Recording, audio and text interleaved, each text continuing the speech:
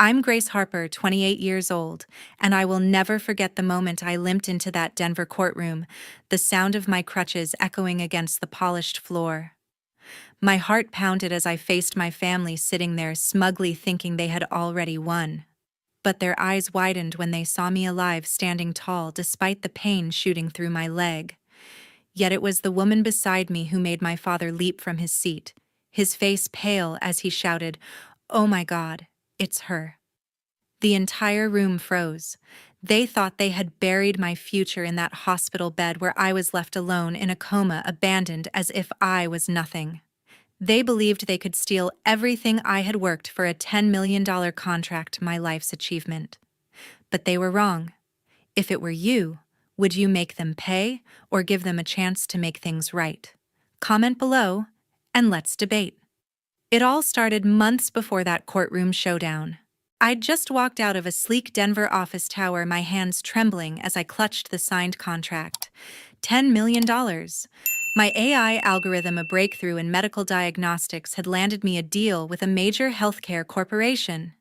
Years of late nights, endless coding, and pushing past doubts had paid off. I was 28, a software engineer at the top of my game, and I couldn't wait to share the news with my family. I drove to our suburban home, my heart racing with pride, imagining their faces lighting up. I was wrong. When I stepped through the front door, my sister was there, sitting at the kitchen table, her eyes narrowed. She was 32, a project manager at my company, always polished, always in control. But that day, something was off. I held up the contract, grinning, and said I did it. $10 million for my algorithm. Her lips twitched, not into a smile but a grimace. "Your algorithm?" she snapped. "You mean the one I've been overseeing? The one I push through meetings?" Her voice dripped with venom and I froze. I'd always known she was competitive. Always the golden child who got our parents' praise while I scrapped for scraps of approval. But this was different.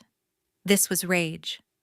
I tried to explain that the algorithm was my work, my code, my sleepless nights. She stood her chair, scraping the floor, and stepped closer. "You think you're better than me, don't you?" she hissed. I backed away, my hands raised, trying to calm her. "This isn't about you," I said, my voice shaking, but she wasn't listening. We were at the top of the stairs now, arguing, her face inches from mine. "You're nothing without me," she spat, and then in a flash her hands shoved my shoulders. I stumbled, my foot catching air, and the world spun as I fell. Pain exploded in my head, my body crashing down the wooden steps, and then darkness. When I opened my eyes, I was in a hospital bed, the beeping of machines filling the silence. My head throbbed, my leg ached, and a nurse's voice cut through the fog. "You're awake?" she said softly. I blinked, trying to piece it together. "How long?" I croaked. 2 weeks, she replied, her eyes kind but guarded. 2 weeks in a coma. I asked about my family, my sister, my parents. The nurse hesitated, then said, "No one's been here. Your parents called once early on, but they haven't come." My chest tightened. I'd expected my sister to stay away after what she'd done, but my parents. I thought of my father, always distant, and my mother always siding with her favorite daughter. Did they say anything? I asked, dreading the answer. The nurse looked away. "They said you brought this on yourself, that you shamed them."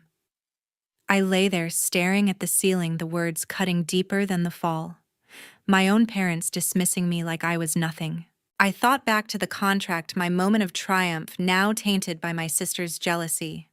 She hadn't just pushed me down the stairs, she'd tried to erase me. And my parents, the people who should have been at my bedside praying for me, had turned their backs. I clenched my fists, the pain in my body, nothing compared to the betrayal in my heart. As days dragged on, my isolation grew heavier. The hospital room felt like a cage, its walls closing in as I lay there, my body aching from the fall. No one from my family showed up, not my parents, not my sister. I kept glancing at the door, hoping for someone to care, but it stayed shut. The nurses moved quietly, their routines a blur, and I was left alone with my thoughts replaying the sting of my family's betrayal. I'd always been the outsider in their eyes, overshadowed by my sister's charm, but their absence now cut deeper than ever. I wondered if they even knew I was awake, or if they simply didn't care. One morning, my sister appeared without warning. She stood at the edge of my bed, her arms folded, a smirk twisting her face. "Still clinging to life, huh?" she said, her voice sharp and cold. "You're holding everyone back, you know." Pain flared in my leg as I tried to shift, glaring at her. "Why are you here?" I asked, my throat tight. She leaned closer, her eyes glinting. "Just making sure you stay out of my way," she said, then straightened up and walked out, her footsteps echoing. Her words weren't just cruel, they carried a weight like she was guarding a secret. I clenched the bedsheet, my anger simmering. She wasn't just mocking me, she was up to something. Later that week, my best friend slipped into the room, her face drawn with worry. She hugged me gently, careful not to jostle my injuries, and sat beside me.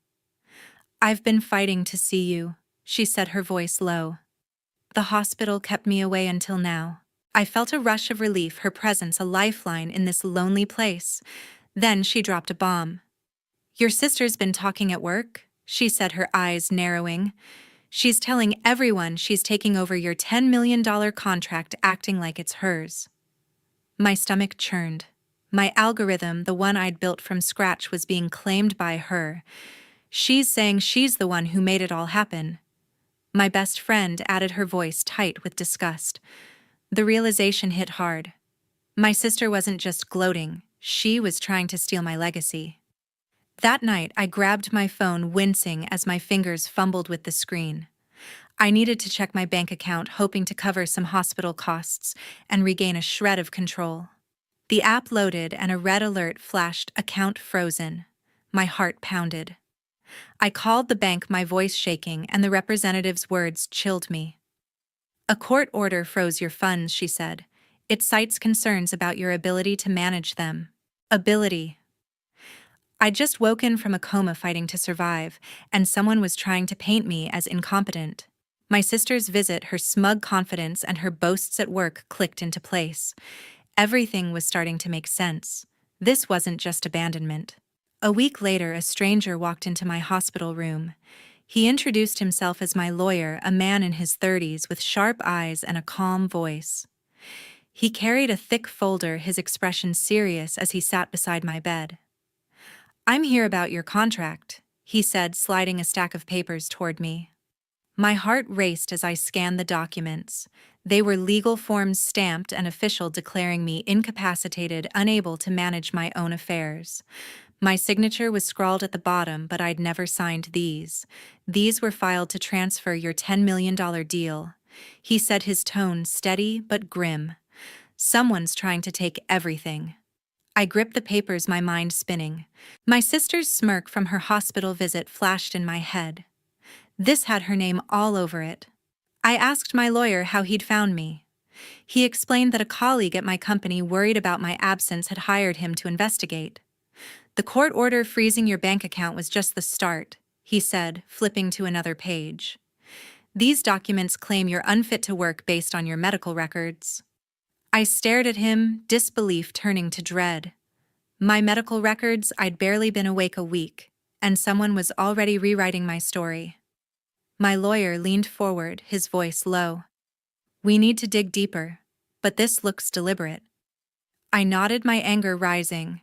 My sister wasn't just stealing my contract. She was trying to erase my competence, my identity. That afternoon, a doctor came to see me. She was in her 40s, her face kind but resolute, and she introduced herself as the one who'd overseen my care. "I found something troubling," she said, pulling up my chart on a tablet. "Your medical records were altered after you were admitted." My breath caught.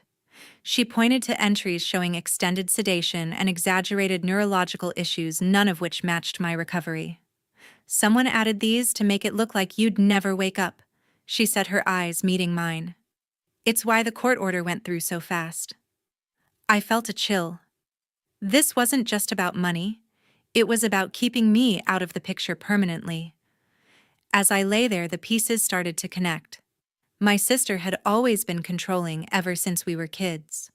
I remembered her at 6 snatching my favorite doll and claiming it as hers, smirking as our parents praised her for being assertive.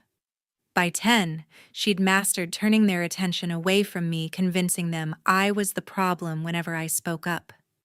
As teenagers, she'd manipulate every family decision from vacation plans to who got the bigger room, always painting me as the selfish one. My parents never questioned her. They adored her confidence, her charm. I'd spent years trying to prove myself, building my AI algorithm to show I was more than her shadow. But now she'd taken it to a new level, orchestrating a plan to strip me of everything I'd earned. I looked at my lawyer, then at the doctor, their faces steady with determination. They believed in me even when my own family didn't. The forged documents, the altered records, it was all my sister's doing with my parents, likely turning a blind eye as always. I thought of her boasts at work, her cruel words in the hospital. She thought she'd won, that I'd stay broken. But she'd underestimated me. I handed the papers back to my lawyer, my voice firm. "We're fighting this," I said.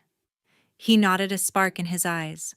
The doctor promised to document every discrepancy in my records. I wasn't just fighting for my contract, I was fighting for my life. Determined to fight back, I took a bold step.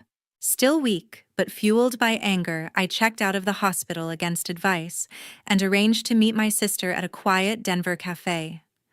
I tucked a small recorder in my pocket, my heart pounding as I limped through the door. She was already there, sipping coffee, her posture relaxed, but her eyes sharp. "You're up," she said, her tone mocking. "Didn't think you'd make it." I forced a smile, playing along, and asked about work. She leaned back, smirking. "The contract's moving forward," she said. "Someone had to step up since you're indisposed." I pressed her, keeping my voice casual. "You mean my contract?" Her laugh was cold. "It's mine now. You weren't going to make it happen from a hospital bed." I clenched my jaw, the recorder capturing every word. She'd just admitted her plan to steal my $10 million deal. Back in my temporary apartment, I met with a private investigator my lawyer had recommended. She was a woman in her late 30s, sharp and no-nonsense, with a knack for uncovering secrets. "I've been digging into your sister's finances," she said, spreading bank statements across the table. My breath caught as she pointed to a series of payments, large sums wired to a colleague at my company.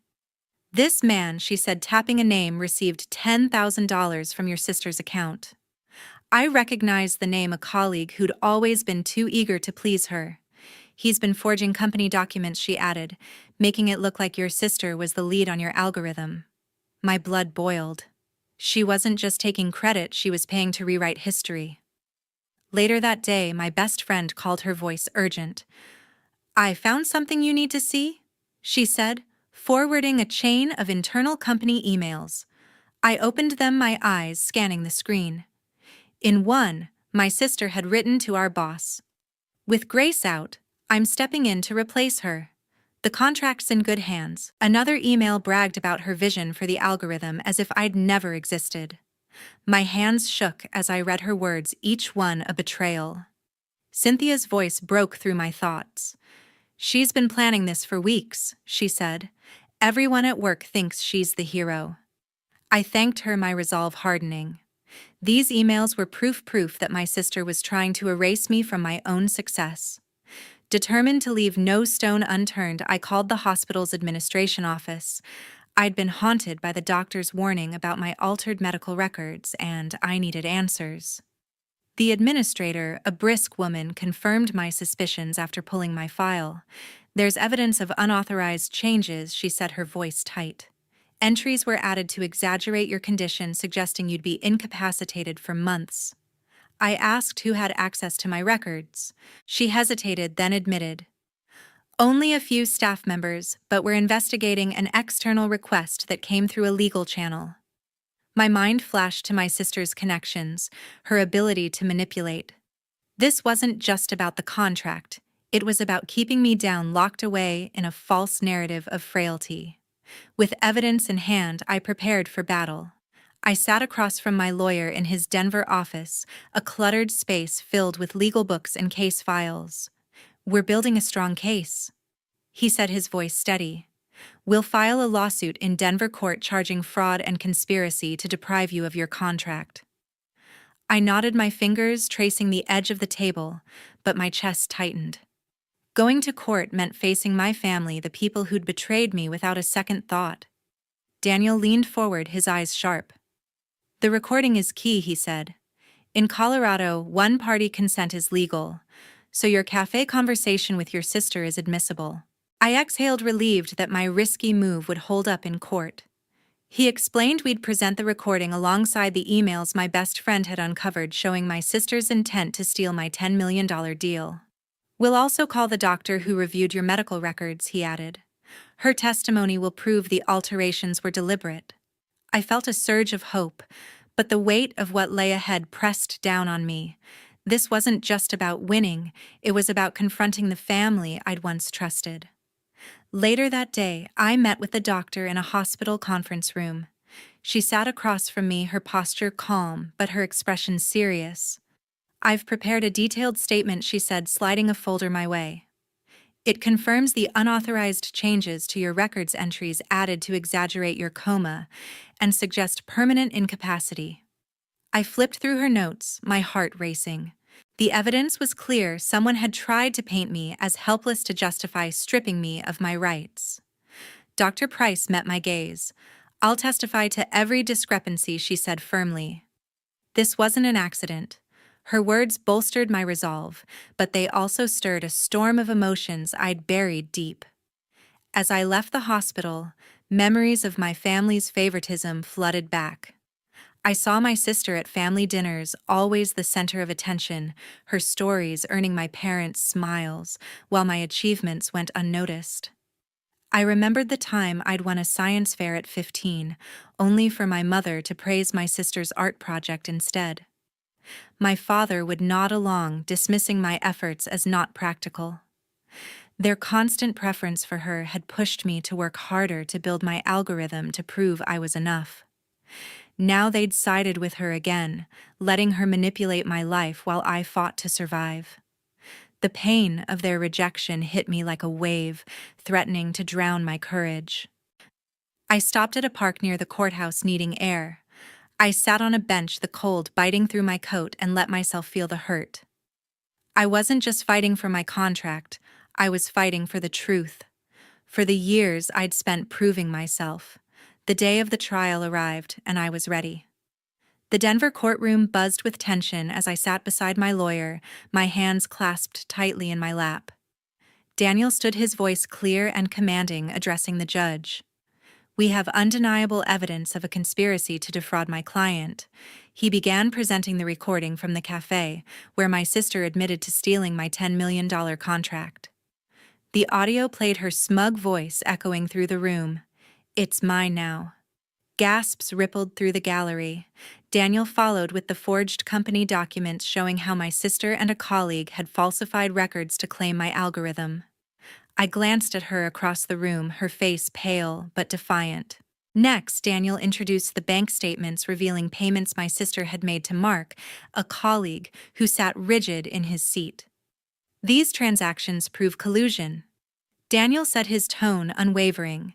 He handed the judge a folder of emails my best friend had uncovered where my sister bragged about replacing me.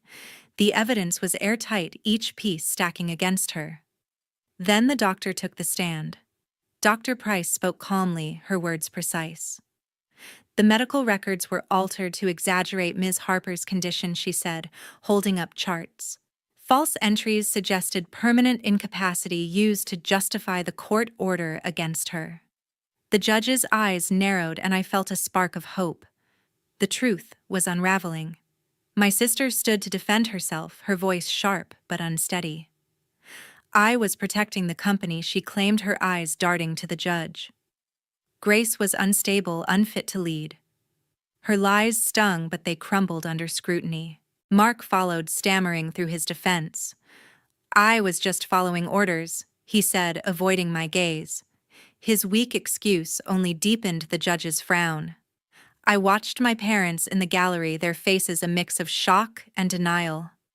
My mother clutched my father's arm, her lips trembling. My father stared ahead, his usual cold demeanor cracking.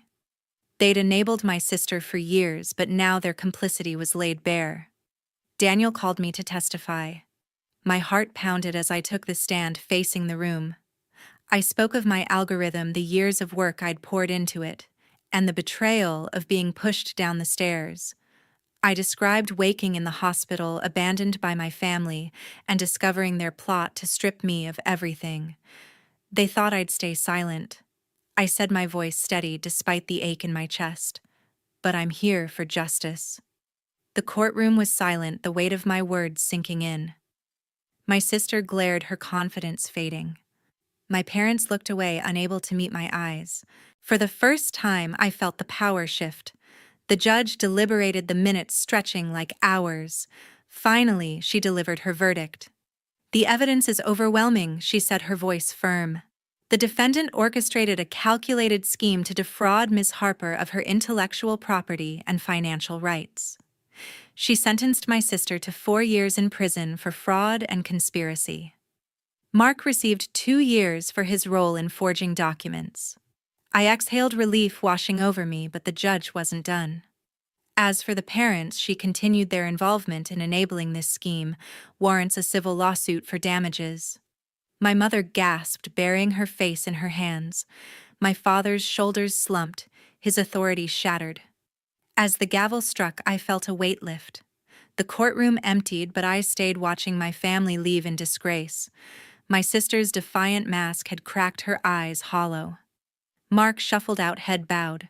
My parents, once so dismissive, now faced the consequences of their favoritism.